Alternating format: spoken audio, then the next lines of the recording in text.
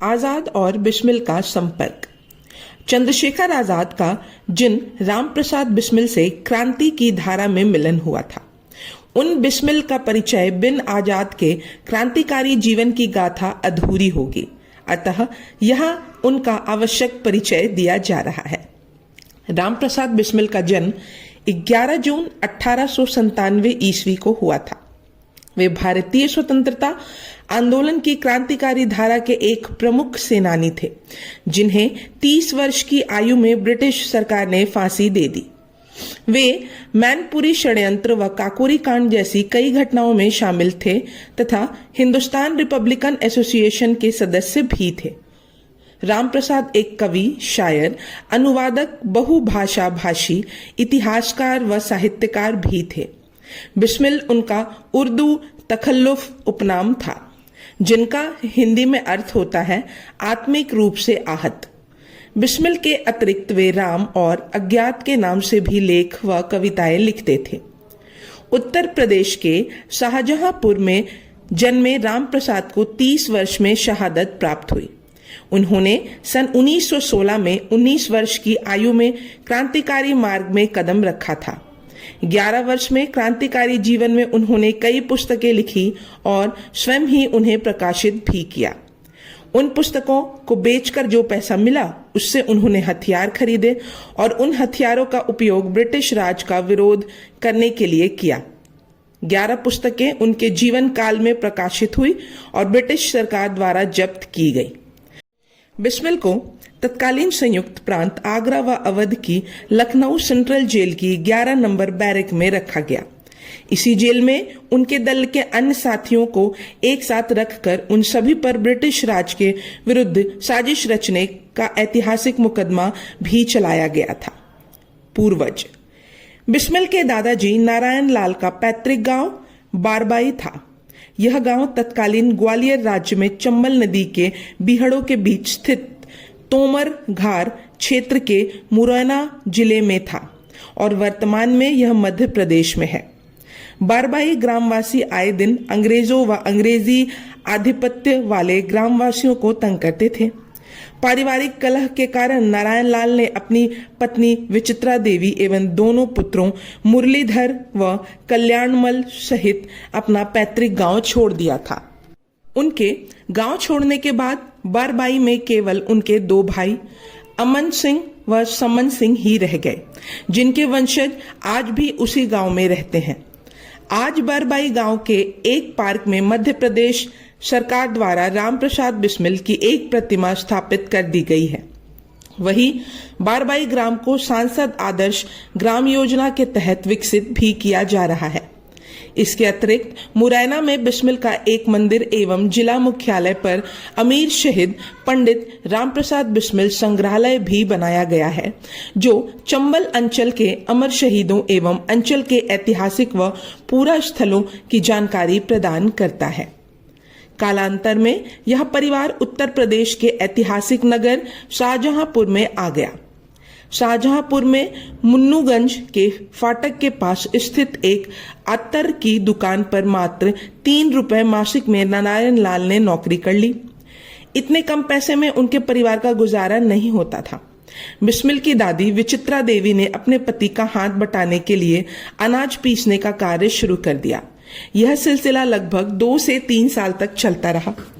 नारायण लाल यहीं के प्रसिद्ध तोमर वंश के क्षत्रिय थे, किंतु उनके आचार और विचार, सत्यनिष्ठा व धार्मिक प्रवृत्ति से स्थानीय लोग प्रायः उन्हें पंडित जी ही कहकर संबोधित करते थे। इससे उन्हें एक लाभ यह भी होता था कि प्रत्येक तीज त्योहार पर दान दक्षिणा व भोजन आदि घर में आ जाया करता। इसी बीच नारायण लाल को स्थानीय निवासियों की सहायता से एक पाठशाला में 7 रुपए मासिक पर नौकरी मिल गई। कुछ समय पश्चात उन्होंने यह नौकरी भी छोड़ दी और रोजगारी बेचने का कारोबार शुरू कर दिया। इससे उन्हें प्रतिदिन 5 से 7 आने की आय होने लगी।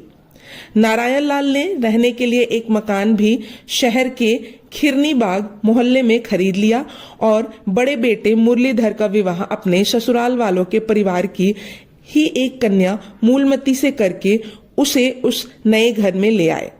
शादी पश्चात मुरलीधर को शाहजहांपुर की नगर पालिका में 15 रुपए मासिक वेतन पर नौकरी मिल गई, किंतु उन्हें यह नौकरी पसंद नहीं आई। कुछ दिन बाद उन्होंने नौकरी त्याग कर कचहरी में स्टाम्प पेपर बेचने का काम शुरू कर दिया। इस व्यवसाय में अच्छा खासा धन कमाया, 3 बैलगाड़ियां किराए पर चलने लगी, व ब्याज पर रुपए उधार देने का काम भी करने लगे। प्रारंभिक जीवन व शिक्षा। 11 जून 1897 को उत्तर प्रदेश के शाहजहांपुर शहर के खिरनीबाग मोहल्ले में मुरलीधर और उनकी पत्नी मूलमती को जन्मे बिस्मिल अपने माता पिता की दूसरी संतान थे। उनसे पूर्व एक पुत्र पैदा हुआ और वह मर चुका था। बालक की जन्म कुंडली व दोनों हाथों की 10 उंगलियों में चक्र के निशान देखकर एक ज्योतिषी ने भविष्यवाणी की, यदि इस बालक का जीवन किसी प्रकार बचा रहा, यद्यपि संभावना बहुत कम है, तो इसे चक्रवर्ती सम्राट बनने से दुनिया की कोई भी ताकत नहीं रोक पाएगी। माता पिता दोनों ही सिंह राशि के थे और बच्चा भी सिंह शावक जैसा लगता था। अतः ज्योतिषियों ने बहुत सोच विचार कर तुला राशि के नाम अक्षर र पर नाम रखने का सुझाव दिया। माता पिता दोनों ही राम के आराधक थे, अतः बालक का नाम राम प्रसाद रखा गया। माँ मूलमती तो सदैव यही कहती थी कि उन्हें राम जैसा पुत्र चाहिए था। बालक को घर में सभी लोग प्यार से राम कहकर ही पुकारते थे। राम प्रसाद के जन्म से पूर्व उनकी माँ एक पुत्र खो चुकी थी, अतः जादू टोने का सहारा भी लिया। एक खरगोश लाया गया और नवजात शिशु के ऊपर से उतारकर आंगन में छोड़ दिया गया। खरगोश ने आंगन के 2-4 चक्कर लगाए और फौरन मर गया। इसका उल्लेख रामप्रसाद बिस्मिल ने अपनी आत्मकथा में किया है। मुरलीधर के कुल 9 संतानें हुई, जिनमें 5 पुत्रियां एवं 4 पुत्र थे। आगे चलकर 2 पुत्रियों एवं 2 पुत्रों का भी देहांत हो गया। बाल्यकाल में ही रामप्रसाद की शिक्षा पर विशेष ध्यान दिया जाने लगा। उसका मन खेलने में अधिक किंतु पढ़ने में कम लगता था। इस कारण उनके पिताजी तो उसकी खूब पिटाई लगाते, परंतु माँ हमेशा प्यार से यही समझाती, बेटा रामू, यह बहुत बुरी बात है, मत किया करो ऐसा। इस प्यार भरी सीख का उसके मन पर कहीं न कहीं प्रभाव अवश्य पड़ा।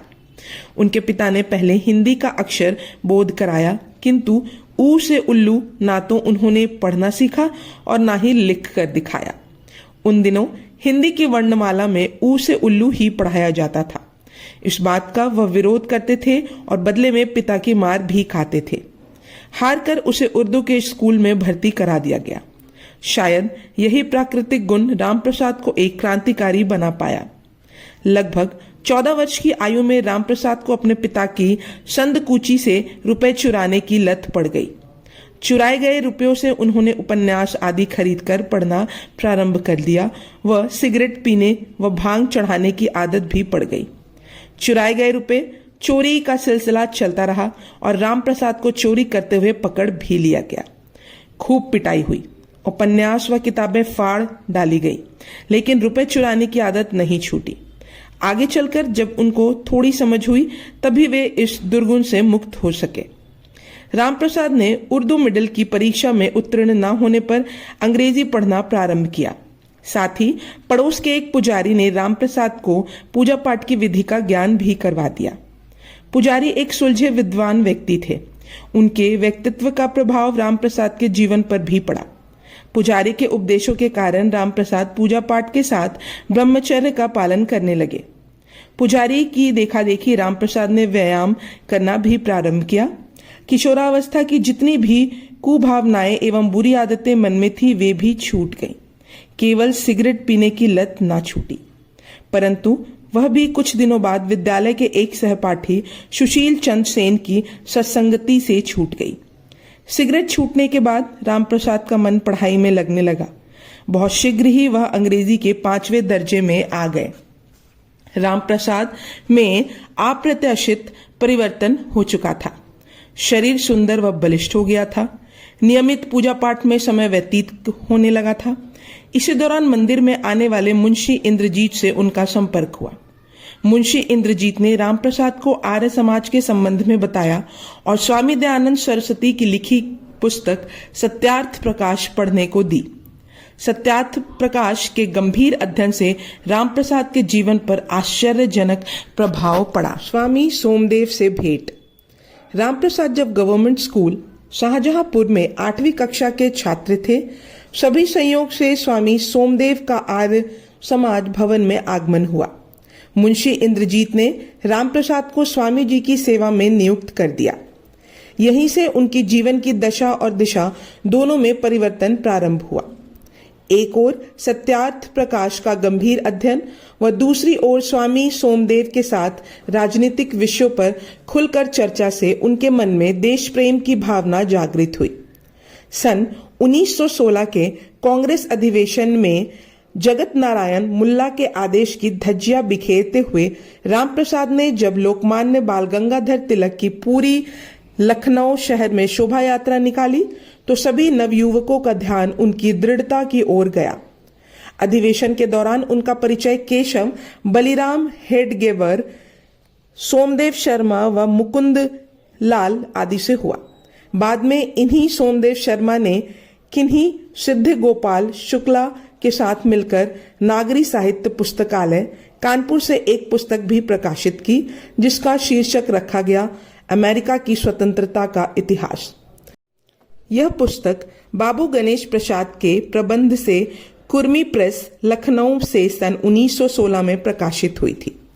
रामप्रसाद ने यह पुस्तक अपनी माताजी से 2 बार 200 रुपए लेकर प्रकाशित की थी। इसका उल्लेख उन्होंने अपनी आत्मकथा में किया है। यह पुस्तक छपते ही जब्त कर ली गई थी।